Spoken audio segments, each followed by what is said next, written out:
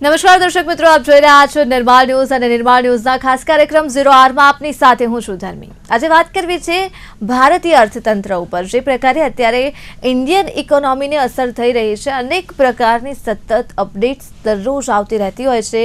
એ પછી stock market હોય, crude oil હોય, સોનું ચાંદી હોય કે અન્ય કોઈ પણ સેક્ટર હોય, અત્યારે યુદ્ધના કારણે જે પ્રકારે ભારતની અર્થવ્યવસ્થાને અસર થઈ રહી છે અને સતત અપ્સ એન્ડ ડાઉન્સ જોવા મળી રહ્યા છે। આ અપ્સ એન્ડ ડાઉન્સને લઈને આજે ચર્ચા કરવી છે। અત્યારે ઇન્ડિયન ઇકોનોમી કેટલી સ્ટેબલ છે, કયા પ્રકારની હલનચલન છે, શું અપડેટ્સ છે, એ તમામ ઉપર વાત કરવી છે। કેમ કે આજે પણ જે વાટાઘાટ કરવા માટે ઇઝરાયલ અને ઈરાન ભેગા થયા હતા, પરંતુ કમનસીબે એ વાટાઘાટ થઈ નથી શકી, રદ કરવામાં આવી છે। એટલે હંમેશા યુદ્ધને વિરામને લઈને વાતો થઈ રહી છે, પણ એ વિરામ ક્યારે આવશે અને વાસ્તવિક ધોરણે ક્યારે આવશે, એક સૌથી મોટો સવાલ છે। હવે આ વોરની વચ્ચે આજે ઇન્ડિયન ઇકોનોમીની વાત કરવી છે, કેટલી અસર થઈ છે, ભવિષ્યમાં ફ્યુચરમાં હજુ પણ ઇન્ડિયન ઇકોનોમી ક્યાં જઈને ઊભી રહેશે, કેટલી અસર થશે, તમામ ઉપર વાત કરીએ। ચર્ચા કરવા માટે આપણી સાથે જોડાયા છે અર્થશાસ્ત્રી ડોક્ટર પ્રવીણ જાદવ, સાથે જોડાયા છે પ્રોફેસર મહેન્દ્ર ત્રિવેદી અને આર્થિક વિશ્લેષક CA નીતિન પાઠક। સૌપ્રથમ આપ ત્રણે એક્સપર્ટનું હાર્દિક સ્વાગત છે નિર્માણ ન્યૂઝમાં। નીતિનજી, શરૂઆત આ ચર્ચાની આપનાથી કરીશ। શું લાગે છે અત્યારે સતત નીતિનજી અપડેટ્સ આવી રહી છે? સૌથી પહેલા મારે આપની પાસેથી અત્યારની જે અપડેટ્સ છે, અત્યારની જે સિચ્યુએશન છે ઇન્ડિયન ઇકોનોમીની, તેના વિશે થોડો શોર્ટમાં ઇન્ટ્રો લેવો છે। જે ક્રૂડ ઓઇલ હતો, બરાબર, એ 70 થી 75 રૂપિયા ભાવ હતો જ્યારે વોર ચાલુ થઈ પહેલા। અત્યારે $79 to $80 પર બેરલ છે। ગોલ્ડ વોર ચાલુ થઈ પહેલા 1.45 લાખ પર 24K હતું 24 કેરેટમાં, અત્યારે 1.52 છે। $96 હતો, એ અત્યારે પાછું 95 પર છે। એટલે વોર અત્યારે એઝ્યુમ કરી શકીએ છીએ કે ઓવર થઈ ગઈ છે। BSE ઇન્ડેક્સ હજુ ઉપર આવ્યો નથી, પણ એ પણ આવી જશે। હવે જે ઇન્ડિયાની ઇકોનોમીની વાત કરીએ તો પહેલી વસ્તુ છે કે આપણી ઇકોનોમી એક્સપોર્ટ ડ્રિવન નથી, ઇન્ટરનલ કન્ઝમ્પશન ડ્રિવન છે। એટલે એક્સપોર્ટ થશે કે નહીં થાય એનાથી કે ઇન્ડિયાને કોઈ ફરક પડવાનો નથી। બીજી વસ્તુ, અત્યારે લેટેસ્ટ જે એક્સપોર્ટ છે, જે અત્યારે જે રીતના યુક્રેન અને યુરોપની કન્ડિશન છે એ પ્રમાણે ઇન્ડિયાનું જે ડોમેસ્ટિક જે આપણે જે ડિફેન્સ એક્સપોર્ટ છે is touch around 38,000 crore during this year. એટલે આપણું જે એક્સપોર્ટ છે એ ડિફેન્સ ફોર બેઝ છે, એ ડિફેન્સના બેઝ ઉપર અત્યારે એક્સપોર્ટ આપણું વધવાનું જ છે। આપણું જે એવરેજ મીડિયન એજ છે આપણો 28 years છે। ઓકે, એટલે આપણી જે ડેમોગ્રાફિક એડવાન્ટેજ છે એ પણ આપણો રહેવાનો છે। અને અત્યારે આ વર્ષે આપણો ગ્રોથ 6.5 થી 6.6%, 6.6%નો જે રેટ છે મેન્ટેન થવાનો છે। પ્લસ ઇન્ડિયાની બીજી એક બહુ મોટી ખાસિયત છે કે India is A saving base country. એટલે ઇન્ડિયાના જે યુથ છે, ઇન્ડિયન દરેક પબ્લિક છે, એમાં આપણું જે રેટ છે સેવિંગ છે એક મોટો એડવાન્ટેજ છે। બીજી એક વસ્તુ કહીએ કે જે આપણો GDP અને લોનની છે, જે આપણે જે લોન પર રેસ કરીએ છીએ, એ અમેરિકામાં 130% of loan compare to GDP છે, જ્યારે આપણો 78% છે। એટલે આપણે લોન બેઝ નથી, એટલે આપણો ગ્રોથ હંમેશા કન્ટિન્યુ થવાનો છે। એટલે બીજું છે, બીજા જે આખા સેક્ટરની વાત કરીએ સેક્ટર વાઇઝ, તો ઇન્ડિયાનો જે એડવાન્ટેજ છે એટલું બધું છે કે કોઈને આઈડિયા જ નહીં આવે કે ઇન્ડિયા ક્યાંથી ક્યાં પહોંચી જશે। પણ જ્યારે આપણે ચાઇના સાથે કમ્પેર કરીએ તો એમાં આપણે બહુ પાછળ રહીશું। પણ આપણે જો સાઉથ કોરિયા સાથે કમ્પેર કરીશું, પ્લસ આપણે જાપાન સાથે કમ્પેર કરીશું, તો ધીમે ધીમે આપણે એમને કોમ્પેર કરી શકીશું। પણ અત્યારે જે રિસન્ટલી જે ટેરિફ જે નાખી હતી અમેરિકાએ, તો એનો જે એડવાન્ટેજ ચાઇના પર નાખી, એનો એડવાન્ટેજ 5 વર્ષ પહેલાં જે વિયેટનામ લઈ ગયું હતું એ હવે નહીં થાય। કારણ કે આપણે જે ટ્રાન્સપોર્ટેશન કોસ્ટ છે એ ધીમે ધીમે બહુ જ ડાઉન જઈ રહી છે। એટલે જે આપણો જે રેલના જે આંકડા હું તમને કહું, જે રીતના આપણો ડેડિકેટેડ ફ્રેટ કોરિડોર છે, અત્યારે કહેવાય છે કે ઇન્ડિયાનો જે ડેડિકેટેડ ફ્રોટ ડબલ જે ગુડ્સ ડબલ ટ્રેકમાં ડબલ માલ લઈ જાય છે એ વર્લ્ડમાં ક્યાંય છે જ નહીં। અને ડેડિકેટેડ ફ્રેટ કોરિડોરનું જે કોસ્ટિંગ છે એ ઇન્ડિયામાં ધીરે ધીરે જે ટ્રાન્સપોર્ટેશન કોસ્ટ છે 7 to 8% આવશે। એટલે વર્લ્ડમાં આપણી કોમ્પિટિશન વધી જશે અને સ્કિલ ડેવલપમેન્ટમાં પણ ગવર્મેન્ટે ઘણો બધો જ ભાર જી આપ્યો છે. આપણી જે પબ્લિક છે, IIT, IIM, super doctor, IAS ઓફિસરો, they are very well educated as compare to other country. જી એ લોકો આપણો ગ્રોથમાં ફાળો આપે છે. જેમ આપણે કહીએ કે કોઈ પણ કન્ટ્રીના ગ્રોથ પાછળ જે બિગ ઇન્ડસ્ટ્રીયલિસ્ટનો હાથ હોય છે, હમ એવી રીતના ગવર્મેન્ટ પણ અત્યારે બિગ ઇન્ડસ્ટ્રીયલિસ્ટને બોલાવીને એમને સપોર્ટ કરે છે. બીજો બિગ ઇન્ડસ્ટ્રીયલને સપોર્ટ કરવા માટે બીજો જે બેઝ છે એમએસએમઈ છે. ગવર્મેન્ટ એમએસએમઈ માટે ઘણા બધા પગલાં રહી છે. એમએસએમઈને લોન આપે છે. એમએસએમઈને માટે એક સ્પેશિયલ પ્રોવિઝન છે કે કોઈ પણ માણસે જો એમની પ્રોડક્ટ જો મોટી કંપનીને વેચી હોય અને જો એનું પેમેન્ટ ના કરે તો એ લોકોને મળે નહીં. જેમ કે રિલાયન્સ છે, રિલાયન્સ પાસેથી મેં રિલાયન્સને સર્વિસ આપી, અમે એમએસસીબી પડશે, જો મને પેમેન્ટ ના કરે તો એને ઇન્કમ ટેક્સમાં બાદ ના મળે. જી એટલે જી નિતિનજી, જી બિલકુલ બિલકુલ, ફરીથી આવીશ આપની પાસે. મહેન્દ્રભાઈ, શું કહેશો? અત્યારે ભારતીય ઇકોનોમીને લઈને સતત અપડેટ્સ આવી રહી છે. મહેન્દ્રજી, ખાસ કરીને સોના ચાંદીની પણ જો આપણે વાત કરીએ તો આજે ભાવ ઘટ્યો છે, પાછો વધશે. આ વર્ષે સતત અપ્સ એન્ડ ડાઉન્સ ખાસ કરીને ગોલ્ડ સિલ્વરમાં જોવા મળ્યું છે. એટલે ખાસ તો એ જાણવું છે ને, બીજી તરફ અત્યારે રોકાણકારો જે છે ગોલ્ડમાંથી પૈસા ઉપાડવાનું શરૂ કરી દીધું છે. સતત તો પૈસા ઉપડી રહ્યા છે ગોલ્ડમાંથી. આની વચ્ચે અત્યારે સિલ્વર ગોલ્ડની શું પરિસ્થિતિ છે, કયા પ્રકારની સિચ્યુએશન છે? હવે પાઠક સાહેબે વાત કરી એ બધા પોઈન્ટ્સ બરાબર છે, પણ આપણે એવા સમયે આ ચર્ચા રાખી છે કે જ્યારે ઇઝરાયલ, ઈરાન અને યુએસ વચ્ચેનું યુદ્ધ સંપૂર્ણપણે બંધ થયું નથી. ડીલના હસ્તાક્ષર કર્યા છે, પરંતુ સિચ્યુએશન ક્યારે બદલાશે, શું થશે, એને વિશે કોઈ જાણકારો પણ માહિતી આપી શકે નહીં. એવી પરિસ્થિતિની વચ્ચે આપણે આપણા દેશની ઇકોનોમી આગળ શું થશે એની આપણે ડિબેટ કરી રહ્યા છીએ. તો સૌપ્રથમ તો વાત એ છે કે આ વર્ષ જે શરૂ થયું, આમ ગણો તો ફેબ્રુઆરી મહિનાથી એના છેલ્લા વીકથી યુદ્ધની વાત આવી અને ત્યાર પછીથી આપણે બધાએ એનો અનુભવ કર્યો કે આપણી પાસે જે જોઈએ છે એ જીવન જીવવા માટે, વિકાસ માટે, ઉદ્યોગ માટે, દરેક માટે જે ચીજ બહુ જરૂરી છે, ઉર્જા છે. ખાસ કરીને ઓઇલ, ગેસ, પેટ્રોલ, ક્રૂડ, આ બધાની આપણે બીજા ઉપર આધારિત છીએ. મહદઅંશે આપણી પાસે આપણું પોતાનું ઉત્પાદન ઓછું છે અને એવા સંજોગોમાં જ્યારે એના ભાવ ઊંચા ગયા, એને કારણે મોંઘવારી વધી.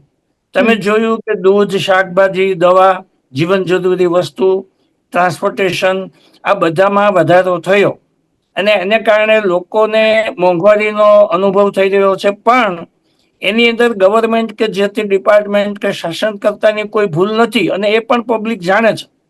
પબ્લિક છે એ બધું જાણે છે, પણ પરિસ્થિતિ એવી છે કે આપણે કોઈ વિકાસ કરવો હોય તો સૌથી પ્રથમ મહત્વની વાત એ છે કે આપણે કન્ઝમ્પશન બેઝ ઇકોનોમી છે, ડુ એગ્રી, બરાબર છે કે આપણી વસ્તી વધારે છે, આપણો દેશ મોટો છે, તો મોટા ભાગની કન્ઝમ્પશન આપણે ત્યાં થઈ જાય છે. પણ ઇકોનોમિક્સના નિયમ પ્રમાણે ડોલર કમાવા હોય તો એક્સપોર્ટ વધવી જોઈએ. આપણે ત્યાં ઇમ્પોર્ટ વધે છે, એક્સપોર્ટ વધી શકતી નથી. એના કારણો તમે જાણો તો વૈશ્વિક યુદ્ધો છે અને એ સિવાયના ઘણા એવા કારણો છે કે જે આપણે જોયું કે EU સાથે આપણે FTA કર્યું. આપણો વેપાર વધે, આપણું પ્રોડક્શન બીજે જાય અને આપણી પાસે ડોલરમાં ઇન્કમ થાય, એવી સિચ્યુએશન ઊભી થાય ને તો એનો ઉકેલ આવે. એટલે આ રીતે આપણે ત્યાં બન્યું છે એવું કે અત્યારે મોંઘવારી છે. બીજી બાજુથી તમે જુઓ કે એક સામાન્ય પરિવારનો માણસ છે એ દવા માટે, એજ્યુકેશન માટે, હેલ્થ માટે, એના પોતાના જીવન જરૂરી ખર્ચા કાઢવા માટેની આવક એની પાસે નથી. કારણ એ છે કે નક્કર રોજગારી, જોબ ક્રિએશન નક્કર પાયા ઉપર આપણે ત્યાં વિશાળ ફલકમાં થઈ શકતું નથી. પછી પ્રાઇવેટ હોય કે ગવર્મેન્ટ આધારિત હોય કે ગમે તે હોય, પણ લોકો પાસે કામ આવવા જોઈએ, કામ મળવા જોઈએ, આવક વધવી જોઈએ. માત્ર આપણે જો લેબર ફોર્સને જોબ નહીં આપી શકીએ તો એક સમજો કે હ્યુમન બિઈંગ જે કોઈ છે લેબર, એ કોઈ પણ સેક્ટરમાં હોય, એ કન્ઝમ્પશન કરી રહ્યો છે, પોતે કન્ઝમ્પશન કરે છે અને એને કારણે એની પાસે કામ હોવું જરૂરી છે. આવા સંજોગોમાં તમે જયારે વાત કરો છો સોના ચાંદી એના ભાવ, તો જી છેલ્લા 6 મહિનાનો તમે એનો ગ્રાફ જુઓ તો એમાં કોઈ તમે નક્કર કન્ક્લુઝન ઉપર આવી શકો એવું નથી. બિલકુલ કારણ કે એમાં સટ્ટો પણ છે, વૈશ્વિક કારણો પણ છે, રેર અર્થની ભૂમિકા પણ છે, ડેમોગ્રાફિક અને પોલિટિકલ એજન્ડા પણ છે. ઘણા બધા એમાં મિક્સ થયેલા તત્વો જોવા મળે છે. પણ અત્યારે એમ કહી શકાય કે આપણે ત્યાં ઘણી બધી પોટેન્શિયાલિટી છે. આપણે બીજા દેશોની સરખામણીમાં આપણે હેરાન થઈ રહ્યા છીએ, પણ આપણા દેશ પાસે એવી શક્યતાઓ છે. આપણે ભવિષ્યમાં હવે આ વર્ષના 3 ક્વાર્ટર હજી બાકી છે, તો એ બિલકુલ સંજોગોમાં આપણે નિકાસ વધારી શકીશું અને આપણે છે ને આત્મનિર્ભર ભારતના કરવાના માર્ગે આપણે ચોક્કસ આગળ વધશું. અને એમાં પબ્લિક છે ને એ ગવર્મેન્ટને ફૂલ્લી સપોર્ટ કરે છે. મોદી સાહેબે જે કઈ વાત કરી એ પ્રમાણે લોકો અમલ કરે છે. અને હવે તમે જુઓ, પેટ્રોલ પંપ પર લાઈનો નથી, સ્વયંભૂ લોકો સમજી ગયા કે પુરવઠો 30 દિવસનો હોય કે 40 દિવસનો હોય પણ મળી રહેશે. અને હવે તો હોર્મુઝ ખાડી ખુલવા જઈ રહી છે, તો ધીમે ધીમે એવી આશા રાખીએ કે મોંઘવારી પણ ધીમે ધીમે અંકુશમાં આવશે અને સિચ્યુએશન આપણી નોર્મલ import થશે export धीरे धीरे. जी જી बिल्कुल बिल्कुल साची बात है. प्रवीण जी, है वॉर को लेके कंटिन्यूसली इंडियन इकोनॉमी में अप्स एंड डाउन्स देखने को मिले हैं और अभी भी वॉर को लेके तो क्वेश्चन है ही कि क्या होगा फ्यूचर में, कैसे होगा. इसके बीच प्रवीण जी क्या लगता है, इंडियन इकोनॉमी की बात कर रहे हैं हम आज, आपको कौन से पॉइंट्स लग रहे हैं, कौन सी ऐसी चीज़ है कि जो जिसके ऊपर एक्चुअल में वर्क करने की ज़रूरत है और ज़्यादा डैमेज कर रही है हमारी इंडियन इकोनॉमी को? देखिए, पहले तो जो भी हमारा जीडीपी फोरकास्टिंग है वो 6.6% किया गया है, जो कि हमने पहले फोरकास्ट किया था 7.7. तो जब भी जीडीपी कम होता है तो प्रोडक्शन लेवल कम होता है, तो उसका सीधा असर अनएम्प्लॉयमेंट रेट बढ़ने पे पड़ता है. तो अनएम्प्लॉयमेंट कैसे कम किया जाए उसके ऊपर हमारा फोकस करना चाहिए. दूसरा है कि हमारा अराउंड जो ऑयल के प्राइजेस है 6 to 7% बढ़ी है, तो ओवरऑल प्रोडक्शन कॉस्ट 6 to 7% से बढ़ी जाएगा. तो ओवरऑल जब प्रोडक्शन कॉस्ट बढ़ जाता है तो इन्फ्लेशन, जो महंगाई बोलते हैं हम मार्केट में, वो भी बढ़ेगी. जब महंगाई बढ़ेगी बट लाइक ओवरऑल प्राइसेस जब बढ़ती है तो उसका डिमांड भी कम होता है, तो उसका भी इस असर एग्रीगेट डिमांड पे पड़ेगा. तो डिमांड जो ओवरऑल मार्केट में कम होगी, जब डिमांड कम होगी तो उसका अगेन असर प्रोडक्शन लेवल कम पे होगा और अनएम्प्लॉयमेंट जो रोड मैंने बताया था वो और कम हो सकता है. तो इन्फ्लेशन रेट को टारगेट कैसे किया जाए, इन्फ्लेशन रेट कैसे कम कर सकते, उसके ऊपर भी गवर्नमेंट का फोकस होना चाहिए. वो नहीं कम कर सकते तो और किसी वजह से हम डिमांड कैसे बढ़ा सकते हैं, उसके ऊपर हमारा फोकस होना चाहिए. दूसरा जो मुझे सबसे ज्यादा इंपॉर्टेंट चीज लगती है, पेट्रोल और डीजल की प्राइसेस बढ़ ही रही है, उसके साथ जो फर्टिलाइजर प्राइसेस है वो भी बढ़ रही है. तो उसका सीधा असर जो है एग्रीकल्चर प्रोडक्शन पे पड़ने वाला है. एक तो अभी देख रहे हैं कि हमारे इंडिया में बारिश कम हो रही है, जिसका असर प्रोडक्शन कल्टीवेशन पे होगा. और उसके साथ भी जहाँ भी डब्ल्यूपीआई बढ़ रहा है, होलसेल प्राइस इंडेक्स बढ़ रहा है, साथ में कंज्यूमर प्राइस इंडेक्स भी बढ़ेगा, क्योंकि जब बिकॉज ऑफ दी जो मानसून डिले हो रहा है और फर्टिलाइजर की प्राइसेस बढ़ रही है, तो जितने भी लाइक एग्रीकल्चर प्रोडक्ट्स है उसकी भी प्राइस बढ़ेगी, जो दाल या जो भी हम बोलते हैं कि सब्जियां और फल. तो उसकी वजह से जो आम आदमी है उसके बजट के ऊपर एक्स्ट्रा बर्डन आने के चांसेस है, तो उसका भी इम्पैक्ट इन्फ्लेशन बढ़ने में हो सकता है. तो डब्ल्यूपीआई पेट्रोल और डीजल से बढ़ा है, सीपीआई भी, कंज्यूमर प्राइस इंडेक्स भी, जो हम ओवरऑल देख रहे हैं कि अभी prices of the agriculture community और अदर जो बेसिक कम्युनिटीज उसकी बढ़ रही, उसके वजह से सीपीआई में भी इम्पैक्ट होगा. तो इन्फ्लेशन को कैसे कंट्रोल रखना है वो भी हमारे सामने एक समस्या है. दूसरा, आपने देखा होगा कि डॉलर और इंडिया का जो करेंसी एक्सचेंज रेट है वो 91-92 के एवरेज में रहेगा, ऐसी जो फोरकास्ट कहते हैं, या 95 तक भी एवरेज रहेगा. तो उसका इम्पैक्ट क्या होगा, हम जो भी चीजें इंपोर्ट करते हैं, क्योंकि आपने देखा होगा कि हम बहुत सारी चीजें, इवन इलेक्ट्रॉनिक गुड, जो रॉ इलेक्ट्रॉनिक गुड चाइना से और बाकी कंट्री से इंपोर्ट करते हैं, तो हमारा इंपोर्ट कॉस्ट बढ़ जाएगा. उसके वजह से जो भी हम प्रोडक्शन, जो रॉ मटेरियल हम बाहर से ले रहे हैं उसका कॉस्ट बढ़ेगा, तो ओवरऑल प्रोडक्शन कॉस्ट भी बढ़ेगा. साथ में हम सोचते हैं कि एक्सपोर्ट बढ़ेगा, क्योंकि हमारा जो dollar to Indian rupee exchange rate जो है बढ़ रहा है, तो हमारा एक्सपोर्ट बढ़ने के चांसेस है. बट ग्लोबली वॉर के वजह से ओवरऑल डिमांड कम हो चुकी है, तो एक्सपोर्ट का जो इम्पैक्ट है वो ज्यादा नहीं रहेगा कंपेयर टू आवर जो इम्पोर्ट कॉस्ट बढ़ रहा है। तो उसको भी हमें कैसे कंट्रोल करना है उसके ऊपर भी आई थिंक गवर्नमेंट का फोकस होना चाहिए। और जैसे मेरे प्रीवियस जो स्पीकर थे उन्होंने बताया कि हम एफटीए साइन कर रहे, बट उसका इम्पैक्ट आने में थोड़ा टाइम लगेगा, क्योंकि जैसे ईयू का जो एफटीए जस्ट अनाउंस और साइन हुआ है, बट उसका इम्प्लीमेंटेशन अभी बाकी है। तो उसको इम्प्लीमेंटेशन फुल्ली होने के लिए टाइम लगेगा। तब तक उस हम इंडियन इकोनॉमी को कैसे कंट्रोल में रखें, वो जो क्वेश्चंस है वो गवर्नमेंट के सामने है। બિલકુલ બિલકુલ નીતિનજી, શું કહેશો? સૌથી વધારે સ્ટોક માર્કેટને લઈને કન્ફ્યુઝન થઈ રહ્યું છે. ઇન્વેસ્ટર્સ જે છે એ ખૂબ જ સતત ટેન્શનમાં રહે છે, કન્ફ્યુઝનમાં રહે છે. સ્ટોક માર્કેટમાં કન્ટિન્યુઅસલી અપડેટ્સ આવી રહી છે. અત્યારે નીતિનજી, જો સમય જોવા જઈએ, સ્ટોક માર્કેટની વાત કરીએ તો અત્યારે ઇન્વેસ્ટ કરવાનો સમય છે, સ્ટે કરવાનો સમય છે, સ્ટડી કરવાનો સમય છે. અત્યારે સ્ટોક માર્કેટની શું પરિસ્થિતિ છે?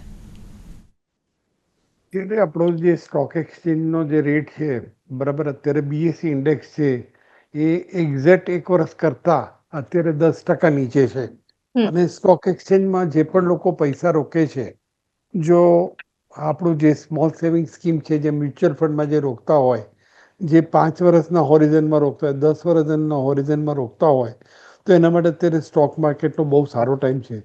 પણ હું એને હોરિઝન 5 થી 10 વર્ષ કહું છું, કારણ કે સ્ટોક માર્કેટમાં જે પણ લોકો પૈસા રોકતા હોય ને 5 થી 10 વર્ષમાં તે રોકે, તો એમાં ઘણો જ સારો ફાયદો થાય છે. એમાં સિલેક્ટિવ સ્ટોક જો લો, લાર્જ કેપમાં ઇન્વેસ્ટ કરો, જેમ કે રિલાયન્સ છે, તમને over a period of time બેંકની એફડી કરતાં પણ તમને સારું વ્યાજ મળે, અને is safer than many banks also. જેમ કે લાર્જ કેપ જે બી કહીએ, તો સ્ટોક માર્કેટ તો ઓવર એ પીરિયડ ઓફ વચ્ચે જ બહુ સારું રહેશે. કારણ કે અત્યારે વર્લ્ડમાં 3 જ કન્ટ્રી મેઇન રહ્યા છે, જે ઇન્ડિયા, ચાઇના અને યુએસએ.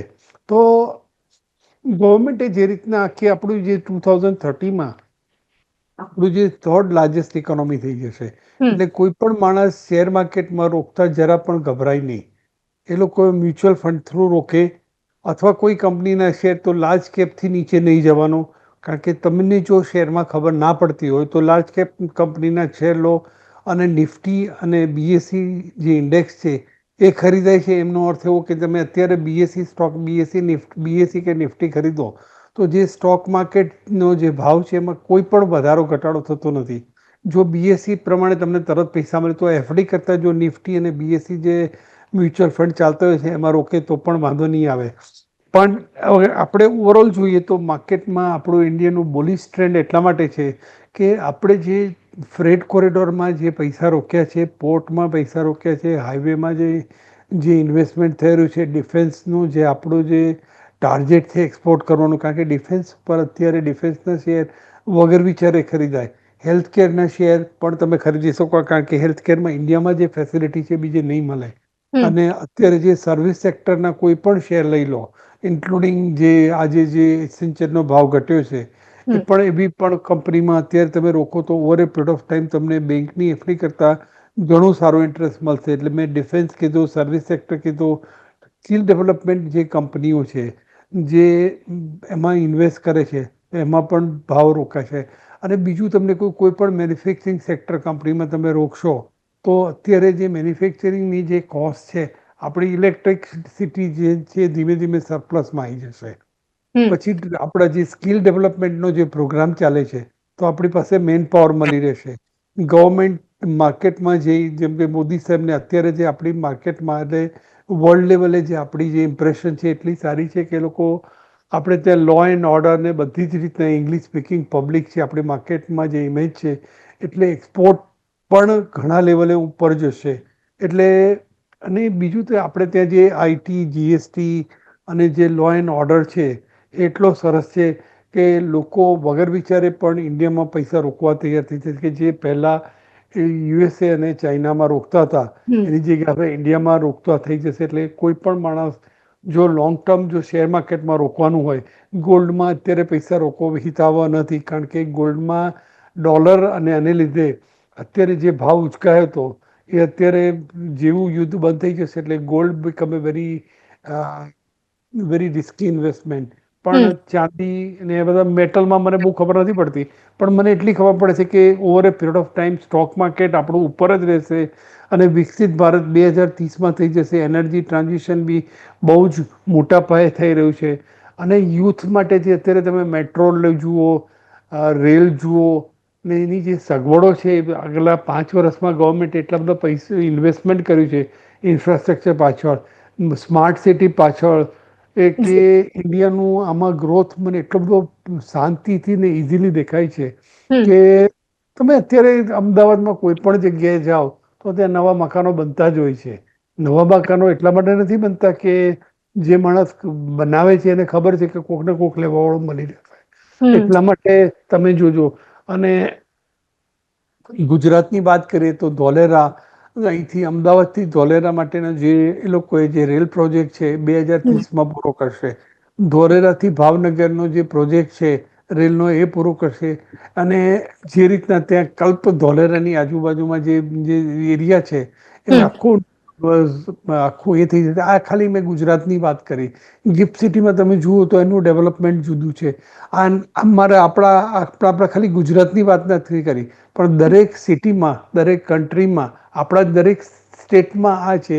એટલે પ્રોડક્શન કોસ્ટ નીચી જશે, આપણું સ્કિલ ડેવલપમેન્ટ થશે, આપણા માર્કેટમાં આપણું જે એક્સપોર્ટ છે જે ચાઇનાએ જેમ વધાર્યું છે એમ ઇન્ડિયા પણ વધારી શકશે, પણ ચાઇનાની કોમ્પિટિશનમાં નહીં આવી શકે એ નક્કી છે. જી બિલકુલ. મહેન્દ્રજી, શું કહેશો? ખાસ કરીને સવાલ જે છે રોજગારીનો એક ઊભો થયો છે ભારતીય અર્થવ્યવસ્થામાં, અને એમાં પણ જો આપણે વાત કરીએ તો આઈટી સેક્ટરમાં અત્યારે સૌથી વધારે હલનચલન જોવા મળી છે. સૌથી રિસ્કી સેક્ટર બની ગયું છે આઈટી સેક્ટર. એટલે પર્ટિક્યુલર મારે આઈટી સેક્ટરની પણ વાત કરવી છે અને સાથે જ જે પ્રકારે લેબર વર્ક જે છે, લેબર ફોર્સ જે છે એ પણ ઓછું થઈ રહ્યું છે. લેબર ફોર્સમાં પણ ખાસો ઘટાડો, ગુજરાતમાં પણ અત્યારે શોર્ટેજ છે. તો આ પરિસ્થિતિની વચ્ચે અત્યારે શું સ્ટેટસ છે, કયા પ્રકારની પરિસ્થિતિ છે રોજગારીની? આપણે વાત કરીએ, પાઠક સાહેબે જે વાત કરી એમાં આગળ વધીને વાત કરીએ તો સેક્ટર વાઇઝ બધામાં પ્રોડક્શન અને પ્રોડક્ટિવિટી વધે તો જ આપણે આગળ વધી શકીએ. અને એમાં તમે 2025-26 માર્ચના એન્ડમાં, એ વર્ષના એન્ડની પરિસ્થિતિમાં જુઓ તો આપણા દેશની જે નિકાસો થઈ એમાં કુલ નિકાસમાં, ટોટલ એક્સપોર્ટમાં સર્વિસ સેક્ટરનું કન્ટ્રીબ્યુશન, યોગદાન છે 49%. 49% સર્વિસ સેક્ટરનું યોગદાન છે. અને એની અંદર વાત કરીએ તો સમજો કે 9.3% વાર્ષિક વૃદ્ધિ દરે આગળ વધે છે. અને એની અંદર સોફ્ટવેર નો હિસ્સો 40% છે. અને બાકીનું કોમર્શિયલ અને મેનેજમેન્ટ કન્સલ્ટન્સીનો પણ ખાસો યોગદાન છે. તો આ એક એવું ફિલ્ડ છે કે જેની અંદર દર વર્ષે આપણે સારો એવો વિકાસ કરી રહ્યા છીએ. મતલબ સર્વિસ સેક્ટર આપણું સારું છે. તો એની અંદર સવાલ એ છે કે પોલિસી કઈ રીતે ઇમ્પ્લિમેન્ટ થાય છે. દર વર્ષે બજેટ બહાર પડે છે, એલોકેશન કરવામાં આવે છે, યોજનાઓના નામ આપવામાં આવે છે. Startup India, skilled India, make in India, આત્મનિર્ભર ભારત. પણ એની પાછળ રિયલ સેન્સમાં કેટલા પૈસા સુધીમાં વાપર્યા, અને હવે યુદ્ધ છે, મોંઘવારી છે, પબ્લિક પાસે રોજગારી નથી, એવા સંજોગોમાં ગવર્મેન્ટે ચોક્કસપણે દરેક સેક્ટરને ટાર્ગેટ કરવા પડશે. એને ફંડ એલોકેટ કર્યું તો એમાંથી કેટલું વાપર્યું, અને હવે પછીના 3 ક્વાર્ટરમાં કઈ રીતે ક્યાં પૈસા આપવામાં આવશે. માત્ર સ્કિલ ઇન્ડિયા કરવાથી થઈ ન શકે. નંબર 2, સ્કિલ ઇન્ડિયાનો મતલબ એવો નથી કે આપણા જે ટેલેન્ટેડ પીપલ છે, યુથ છે, એ ભણી ગણીને વિદેશ જતું રહે. સમયનો અભાવ છે, ટૂંકમાં આપની પ્રતિક્રિયા લઈશ. જી, પણ હકીકત એ છે કે આપણે દરેક સેક્ટરને એમાં મહત્વ દેવું જોઈએ. નંબર 2 કે એક્સપોર્ટ જે થઈ રહ્યું છે છેલ્લા એક દાયકાની પોઝિશન જુઓ તો $441 બિલિયન થી વધીને જે ફિગર મળ્યો છે એ $863 બિલિયન. એટલે સારો આપણે વિકાસ એમાં કર્યો છે. પણ દરેક પોકેટને, દરેક વર્ગને એમ્પ્લોયમેન્ટ અને રોજગારીની તક મળે એ હજી આવનારા દિવસોમાં આપણે ઇન્શ્યોર કરવું પડશે, કારણ કે મોંઘવારી હજી तात्कालिक ओछी नहीं થાય. प्रवीण जी, लास्ट से जानना चाहूंगी, ये जो आज हमने जो भी डिस्कशन किया है इंडियन इकोनॉमी को लेके, हमेशा क्वेश्चन एक रहता है बहुत सारी अपडेट्स हैं हमारे सामने। क्या लगता है प्रवीण जी, एट लास्ट अगर वॉर लंबी चली, क्योंकि अभी भी उसको लेके भी एक क्वेश्चन है, तो इंडियन इकोनॉमी को कितना डैमेज होगा? शॉर्ट में आपका जवाब चाहूंगी। क्योंकि देखिए 10% क्रूड ऑयल प्राइस बढ़ेगी, क्योंकि आपने जैसे बोला कि वॉर सिचुएशन आता रहेगा, तो उसका सीधा इम्पैक्ट जो है हमारा डब्ल्यूपी है और सीपी डब्ल्यूपीआई पे बेसिकली ज्यादा पड़ेगा। तो ओवरऑल इन्फ्लेशन रेट जो है एक 7 to 8% तक जा सकता है, जो इंडियन इकोनॉमी को लेके काफी धोखा, like it's kind of danger, क्योंकि इन्फ्लेशन बढ़ेगा तो सारी चीजों की प्राइसेस बढ़ेगी, और ओवरऑल जब प्राइस बढ़ती है तो डिमांड कम होगा, तो ओवरऑल हमारा इकोनॉमिक ग्रोथ जो है वो उसके ऊपर जो हम सोच रहे हैं कि विकसित भारत है 2047, तो वो जो हम सपना देख रहे हैं उसके ऊपर काफी प्रॉब्लम्स आ सकते हैं। तो मुझे लगता है कि वॉर का सीधा इम्पैक्ट इन्फ्लेशन पे पड़ेगा। हम क्योंकि क्रूड ऑयल जब हम बोलते हैं तो that is the medium for many industries, तो ये रॉ मटेरियल हम यूज करते हैं, ट्रांसपोर्ट इंडस्ट्री अफेक्टेड होगी, और जब ये सारी चीजें अफेक्टेड होगी तो हमारा ओवरऑल ग्रोथ रेट कम रहेगा। और जैसे जो अभी पहले बात कर रहे थे सर्विस सेक्टर, और service sector we are dependent on the other countries, तो इट इज वेरी वॉलेटाइल। और जो स्टॉक मार्केट की बात कर रहे हैं, तो मेरा जो एक लास्ट ऑब्जर्वेशन ये है कि अभी पैनिक सेलिंग नहीं करनी चाहिए। If you are good at for the long term 4 to 5 years, तो we can wait, and obviously war के कारण मार्केट में वॉलेटिलिटी रहेंगी, तो अभी इन्वेस्टमेंट करना, और जो आपने इन्वेस्ट किया है तो सेल करने की जल्दबाजी नहीं करनी चाहिए। બિલકુલ, thank you so much Pravinji, Mahendraji, નીતિનજી, આપ ત્રણે એક્સપર્ટનો અમારી સાથે જોડાવા બદલ અને ચર્ચા બદલ. તો દર્શક મિત્રો, આ વિશેષ ચર્ચામાં માત્ર આટલું જ. મને આપશો રજા. નમસ્કાર. Thank you. Thank you so much. Thank you.